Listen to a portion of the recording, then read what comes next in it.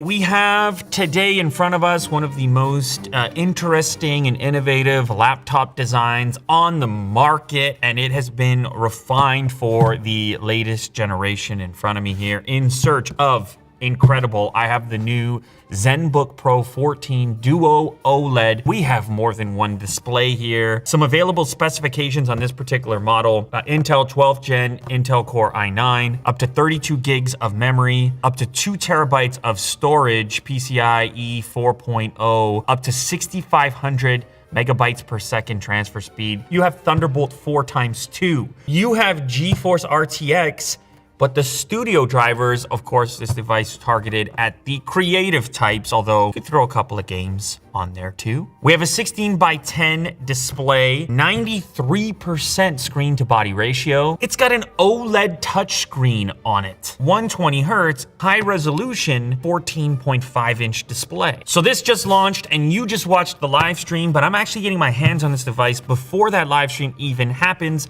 So this will be discovery for me and my first interaction with this. There aren't too many form factors like this, so it's hard to even cross-shop. If you decide you want something that looks incredibly futuristic and you can make use of that secondary display, this is probably the device you're gonna end up looking at. Ooh, free sleeve, nice. You always enjoy having a couple of extras in any type of unboxing experience. You'd have to buy this after the fact, wouldn't you? That's slim too. You have a pen holder because it's a touchscreen, but it also supports pen input. Now you get a sense for how slim and tiny and portable the ZenBook is itself. And unboxing experience, which highlights the unique hinge mechanism, which enables that secondary display. This gives you a little preview of how that's gonna work on the box itself. ZenBook Pro 14 Duo OLED, world's first 14.5-inch, 2.8K. See, that's what I said. That's a lot of pixels for a 14.5-inch display. 120 hertz, OLED, you can have it all. You can have every single spec you're looking for from a display perspective in one place. And then of course you've also got that secondary display below. 2880 by 1800 on the main display. The second display is 2880 by 864, so same horizontal resolution, just coming in below that. Ice Cool Plus 85 watt ultra performance cooling with dual fans. GeForce RTX 3050 Ti GPU, which they fitted into a slim little form factor. Dolby Vision, 76 watt hour battery inside of that 14.5-inch laptop footprint. From the outside, this looks like a typical 14-inch laptop. Little bit of paperwork. Oh, wow. Ergo Lift stand. Willie Doo is a huge fan of these things. These stick to the bottom of the laptop, providing an even greater angle, as you can see here. A couple of bonuses in here, the case and then that. This one's no joke. That says 180 watts on it. That is a pretty serious power brick. Oh, we also got the pen. Sick. This is the Pen 2.0, but I don't understand because the touchscreen is we'll figure this out. This pen has 4,096 pressure sensitivity levels, USB-C cable, a couple of extra nubs for the pen. Nice size. Cool, you lift up this little section here. You have your USB-C charge port, then it's hidden when you come down like this. A couple of buttons on there also. On to the main attraction. The whole thing feels solid, metallic. Ooh, all right, here we go. You can see a set of tools that would be available on the ScreenPad Plus. Quick adjustments for things like brightness and other settings.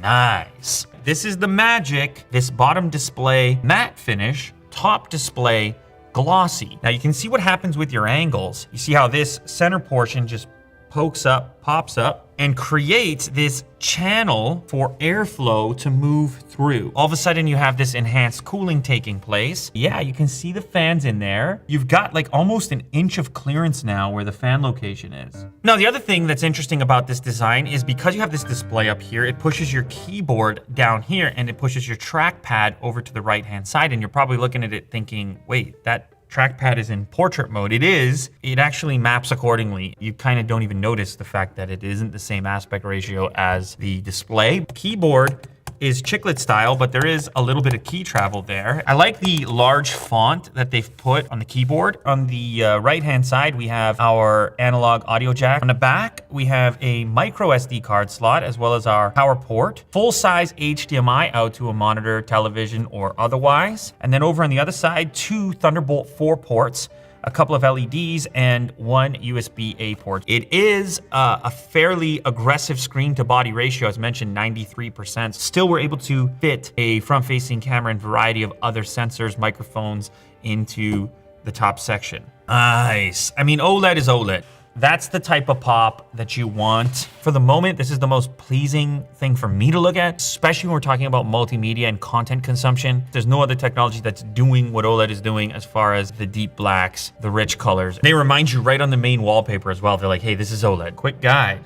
So touchscreen down here. Get the most out of your ScreenPad Plus. Cool. So this is a scenario in which you would have a browser open on the top main display, but then you've also got a map in the bottom left section. You're actually using the bottom screen as a dual display, possibly your calendar, and they've even fit the weather in here. This is completely configurable by you. If you've ever used any type of dual display setup, then you know you can just drag whichever windows you want to keep there frequently. This could be social media, could be your calendar, it could be your email client, wherever you're kind of constantly glancing, you could leave that down there. Ooh, here's another example. In this scenario, we're doing some editing. You can see a little bit of a timeline down here on the bottom, and then you have your bigger display up top. So you're getting just way more information. And I mean that in the sense of pixels, like there's just extra pixels down here. Of course, you could have a bigger laptop display, but then that comes with a much bigger form factor. This is still aiming to be compact and fit into a bag and all the rest of it at 14.5 inches. Please select the topic you would like to learn more about. Control Center, Flick Windows, and Organizer. Let's go ahead and go with Control Center first. We're gonna open the launcher. Now, this is gonna let us very quickly launch into whatever common applications we use with the secondary display. Things like handwriting, maybe a number key. Maybe you wanna have Spotify living down here. As you're getting your work done, you want to quickly be able to interact on your secondary display with whatever you're listening to. And this is configurable. As you can see, I can create my own set quick buttons in this section down here just by creating a new group. Oh, I can move it. So if I preferred this to be on the bottom, that could be on the bottom as well. All right, so the next potential functionality here, they're calling it Flick Windows. Let's go ahead and click on that. This is moving a window to ScreenPad Plus. Oh, cool. I can just flick this way or that way.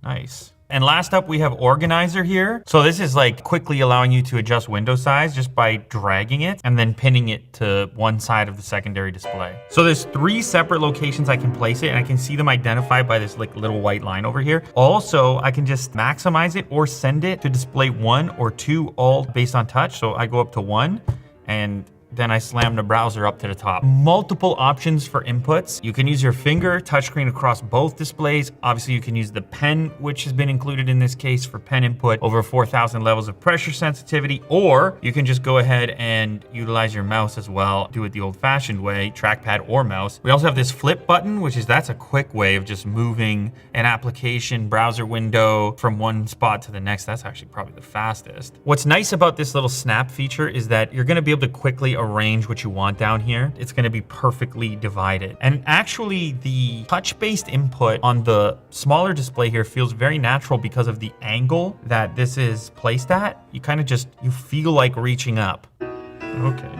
Yeah! I just been getting yelled at. I'm discovering the speakers right now. You better do a little piano in the background. Tell you what. Full screen here? It's better than most Hang on, I just need to comment on the audio real quick. It is, sounds way better than I expected. Way better. Format like this? You think it's small, and how big could the speakers be? Are they just firing there, or am I hearing it out of this chamber here? Thank you to everybody joining here today. This is an absolute blast. This is good. This is fun. This is tech. You didn't think that you were gonna need this form factor, and then you see something like this and you're like, I can't do that on my laptop. It is some serious level of multitasking. Keeping tabs on a variety of things without opening and closing as many windows as frequently. I think that's how I would use it. You might have a podcast playing down here, and then you might be doing some work up above. They mesh together in a sort of seamless way, because by the time you have it lifted up, because of the angle, it goes up to fill the remainder of the bezel around the display up top. So they're kind of perfectly placed for a dual screen setup. You know, when you have a dual screen setup, you try to minimize the effect of the bezel around the screen. Well, this angle does that. But let's go ahead and see how this video looks on the upper display. Oh, damn. I mean, that's a really nice. I mean, obviously this is your. That's where you really want to get immersed in an episode of Blue later. That's where you're gonna do it. But it is a long show, and if you're into podcasts and things like that, the bottom display, you get a little work done. No need for a secondary monitor anywhere else. Kind of into it. This is the type of thing where you would have this laptop and you would learn all kinds of ways in which you start to take advantage of this secondary display. You become more proficient at it. Requires a little bit of a retraining. You're not used to it. You've had this laptop form factor in front of you so many times, and there's never been a second display slammed in there. I probably need to make the laptop aware of the fact that this pen is here. Yeah, check it out. This is even better. Precision, no fingerprints. You know, the thing is, you might be looking at this thinking, okay, that's a narrow display down there, but realize the angle here and how solid this mechanism they were able to build from a hardware perspective. Like, let me see, if I go here and I go to handwriting, so smooth and so solid. All right, so the pen is charging up right now, and I'm gonna use it. I'm gonna use it in a real world scenario, actually. I'm gonna use dual display in a real world scenario. Mo came up with the idea, why don't we just edit the thumbnail for this video on this particular laptop to see how it might enhance our laptop photo editing experience. So we got Photoshop on here. There's a little thumbnail station over there. We'll go shoot the thumbnail, bring the image back onto the ZenBook here, and then configure Photoshop in order to have a dual display scenario. And maybe I'll use the pen, maybe I'll use the trackpad, maybe I'll get a mouse, try to find the optimal scenario for image editing on this particular device.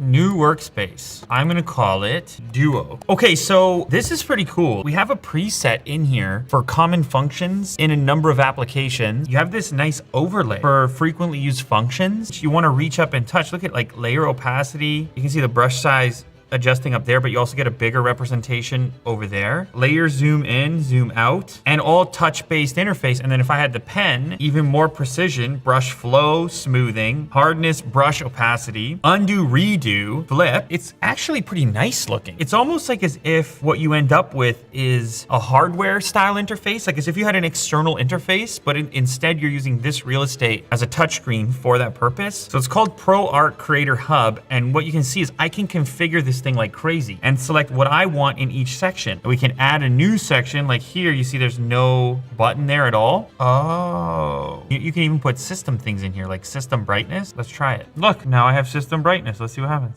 100%. The way this dial works is like an actual, like a scroll wheel. And flip.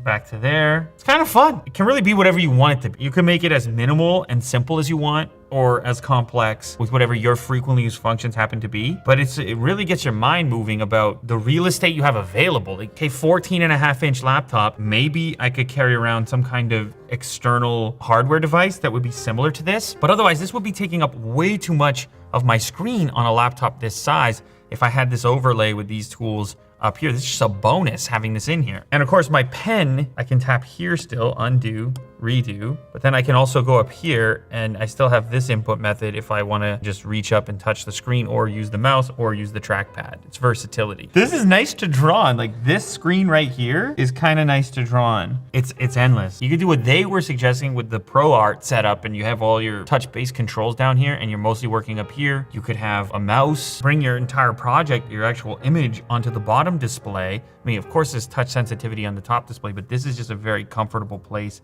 to draw, and the angle of it means that your hand is kind of up off of your keyboard. You can have a keyboard lock as well. Let's say I just wanted to like brighten up the eyes, for example. I could just select over here, come in here, like you see what I'm talking about? And you have the precision of a pen input. The stability is what's key. Like this hinge, this thing is so solid that you really feel like you're drawing on something substantial. The thing about our thumbnails is like they're kind of more or less figured out. There's just a few touch-ups here and there when we're working on it, but this obviously enhances certain aspects of it. A pen does give you some level of control that a mouse. I mean, you could still get really good with a mouse, but like when I had that on the secondary display here, a little bit more precision for me if I'm just gonna go in and highlight a specific area. I can imagine that over time, I would become even more familiar with this dual screen scenario, and I would find even better ways to find efficiency in the different types of work and the different types of software that I would utilize. This is a very unique laptop. Honestly, there's not a lot out there like it, if at all, and I'm glad that it exists because it's just exciting when you have this alternative form factor. When I saw the first version, I was like, wow, look what they figured out. But then there was part of me that was wondering how successful it would be and if it was gonna hang around, and here we are on the latest version. It turns out that I'm not the only one that finds this to be interesting and innovative. So there it is, the latest ZenBook Duo with OLED, 120 hertz, secondary display, RTX graphics, studio drivers, touchscreen, pen input. I mean, you can do a lot with this thing, and it's all in a very slim and trim package.